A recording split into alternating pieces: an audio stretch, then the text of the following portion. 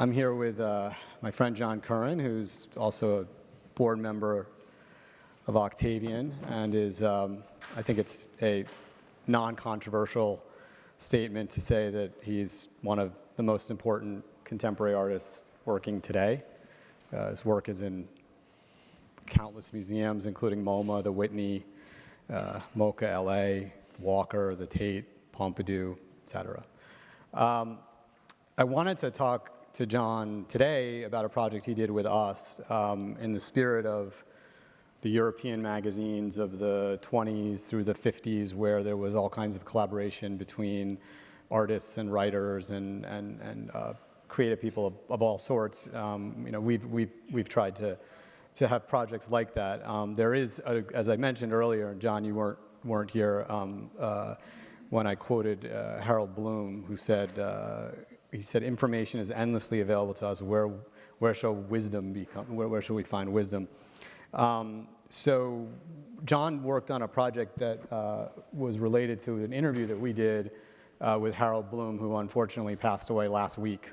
And I know was looking forward to actually, he was too sick to attend, but to hearing this conversation. And I actually, with my son Asher, we personally brought the copies when they got hot off the press up to him, and I know he was a big fan of your work and was really taken with it.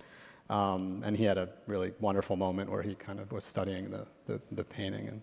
And the interview was about the play Othello. Bloom had just written a book on Iago, who's the villain. He had a great line in our interview where he said, it's Othello's tragedy, but it's Iago's play. So he felt Iago was this very important character. And as part of that, I asked John if he would do some illustration for the interview. So I promised him, and when we open up for questions, he's not an expert, nor am I, on Othello or Shakespeare. But maybe we could put the image up that he did for us. So I guess my first question, John, is, so this is of Desdemona. Why did you pick Desdemona as the character? As opposed to Iago or anybody? Well, I might consider Iago now, but I go from male mode to female mode and back, but I spend much more time in female mode. So I had this painting going for a while when you contacted me, and it just let me channel it into Desdemona. I like those characters anyway. This kind of to kind of refer to the last talk, optimistic, pessimistic, naive, jaded kind of figures. And so, is it finished? I know you were at one point were still kind of working on it. It felt good to have that kind of ridiculous hair for the, almost like she's gone to college and come back and with an ill-advised style, and it kind of, I thought, went nicely with this, in my mind, kind of Venetian wallpaper or whatever behind her. But I think I might. I think I might. I know there was some talk about a necklace at one point. I think I might, in the end, doll it up a whole lot. Okay. Is this a real model, or is it a? It's a no. It's a Sears catalog model that I then made a small etching of, and then I made the painting from the etching. And then, I have people stand there and I get their eyes and that kind of thing. And how did you kind of think about Othello for yourself with this? I mean, did you? Well, I didn't. I didn't remember anything about it except for Laurence Olivier, and that kind of. But on your recommendation, I watched the Orson Welles production, and I was, I think it was amazing, and I was very glad to be thinking about Desdemona. That is, I don't claim to have resonance in Renaissance culture, but it seemed like a character I could understand. There's an amazing, I don't know if the story that Wells, when he was making Othello, kept running out of money, and he would go and do like horrible Hollywood movies to make money and then finish the movie. And we have a friend, someone who flew in from Morocco here. There's a fort in Essaouira where there's a scene where there's a punch, and the time between when they filmed the punch and when they connected was 2 years in separation. Sounds like my paintings, actually. Yeah. So how long do you usually spend on a painting? This one was started in, a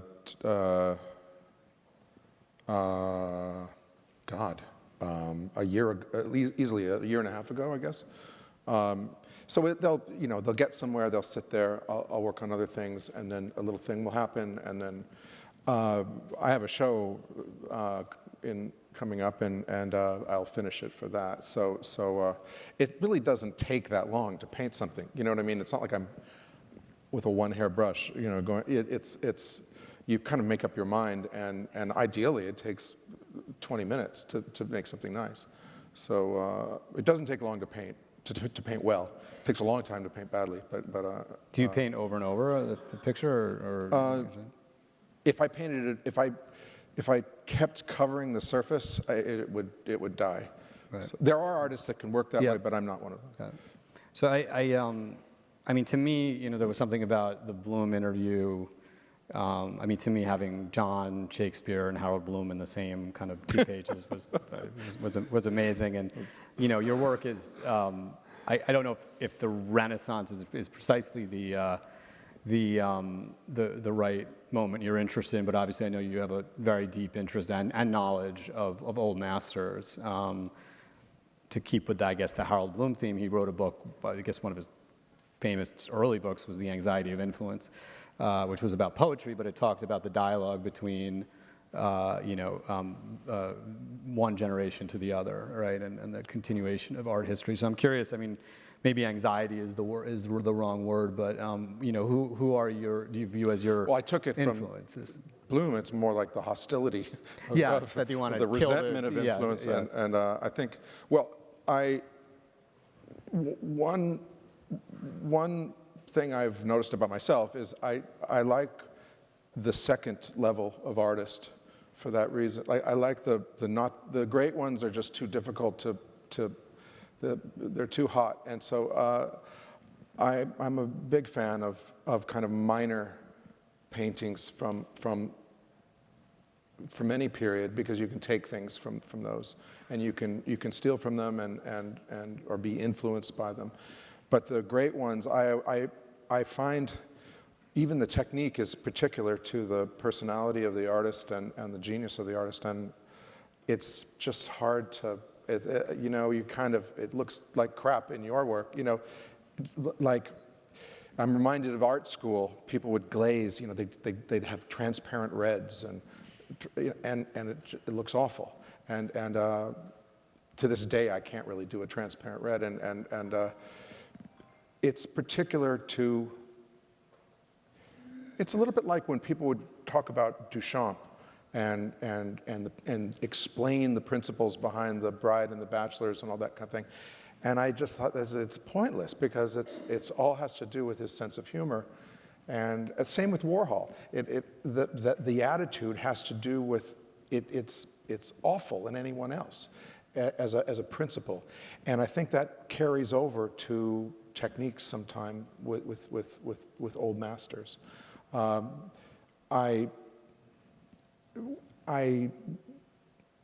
always liked Rococo art because of its because on the surface it's insincere, it's fluttery, it's very surfacey painting, and therefore I think much more accessible to a 21st century artist. Do you have any favorite artists of old masters? Oh yeah, I mean Botticelli. Oh God, all the Venetians, Velázquez, Caravaggio, Poussin.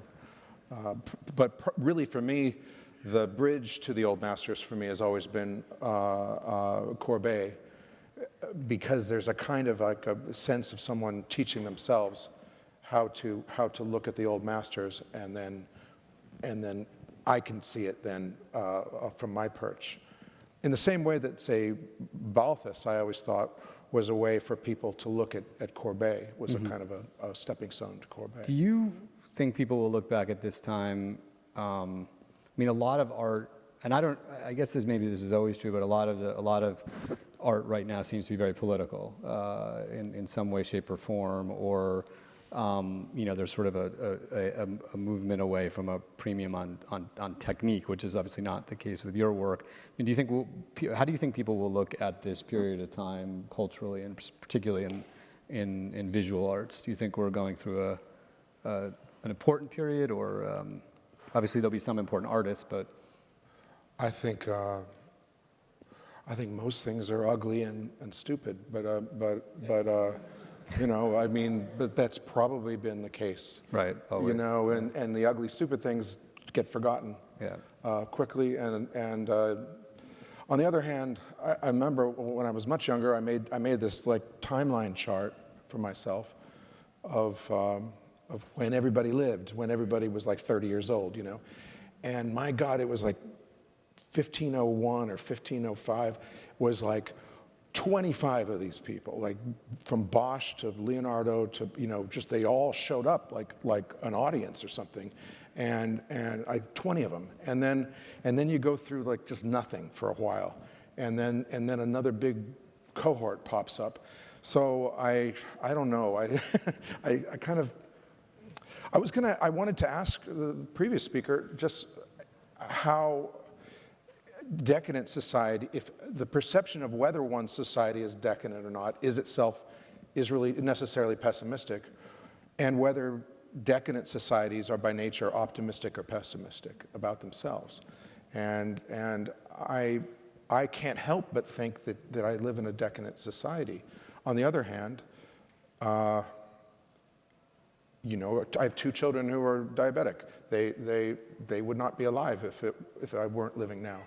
And I would not be wealthy. There are wonderful things about this society, and you can go into there's 150 art galleries to go into in New York City, that kind of thing. So I don't know about our time. I know that there's some wonderful artists, but it's very hard from this vantage point to compare it to of course, the past. Does anybody have any questions for John? Yes, Asher? I was wondering, how does one construct a visage of Desdemona, but presented with a blank canvas? How do you bring to life such a timeless character, and I guess create the image that you have in your mind of Desdemona, or and try to reconcile that with, I guess, the general village?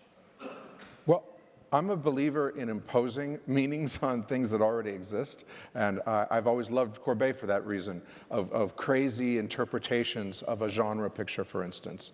And I considered this. I consider the heads in Montgomery Ward catalogs as that's the blank canvas for me, not the actual blank canvas. So I often will take in my other work, will find an advertisement, find essentially a genre picture that someone else came up with for a different purpose, and start to impose my dreams on it and associations on it, and sort of make it part of my life as I paint it. And I think it's almost a superstitious, like talismanic idea, but I find it works for me. So if I started calling her Desdemona, she started to become Desdemona. was the way it is. The jowls, even. Little things like that. What would Desdemona's earlobe look like? That kind of thing. So things that don't make any sense, but start to get you thinking subconsciously about it as well. 98% of Shakespeare's plays were, I think, renovations rather than original. Yes, I noticed that. Yes. It's and many times, including Othello, great artists would find some little playing card or something, and they would adapt the scenario in that to something great. It's important to me that that it be a meteorite that comes down and hits me rather than something I dig up. Yeah. Yep. So I have a sort of a vulgar question, which is we're at Sotheby's, the epicenter of the art market. Maybe Christie's might disagree. But I wanted to ask from the perspective of you as an artist working in this time of tremendous, unimaginable valuations of art, from certain old masters through to Jeff Koons. How does that affect your outlook as you go about creating? Does it have an impact on you? Do you simply ignore it? Or is it something that you have to respond to? It doesn't, if people stop buying my work, it impacts me. But I don't mean that to sound flippant, but that's kind of the really, as far as like whether a price on a painting is obscene or is untoward, you think, well, I don't see anything wrong with a Van Gogh being the same price as an F-35. If I was a rebel in Yemen, I'd rather have the F-35 than the Van Gogh. But what I mean is, people. It's again what people are willing to pay, and I mean, if people are willing. I remember reading somewhere where actually furniture and tapestries were far more expensive than paintings. And in fact, for certain tapestries, cost as much as a battleship, as a fully rigged out battleship. And so it literally was like an F-35, and rather much more expensive than an F-35. So and also as someone who I basically benefit greatly from the hot art market. So I have no. From a selfish standpoint, it's fantastic. I suppose I could be burned, but I don't get feelings. I feel so inauthentic in so many other ways that is that's the least. Whether I deserve my money or not is way down the list. And I actually really mean that. I don't mean that as a joke. It's way down the list of, and I think at the center of my work is more of an existential inauthenticity, rather than wondering whether I deserve money or somebody else deserves money, or just the general kind of left viewpoint of being pissed at somebody else's fortune. So I don't know if that's an answer, but that's kind of great. John, thank you. We have to let him get back to the studio, and also his wife is the show opening, so it must be beyond chaotic at home. So thank you for being here. You're welcome. Yeah.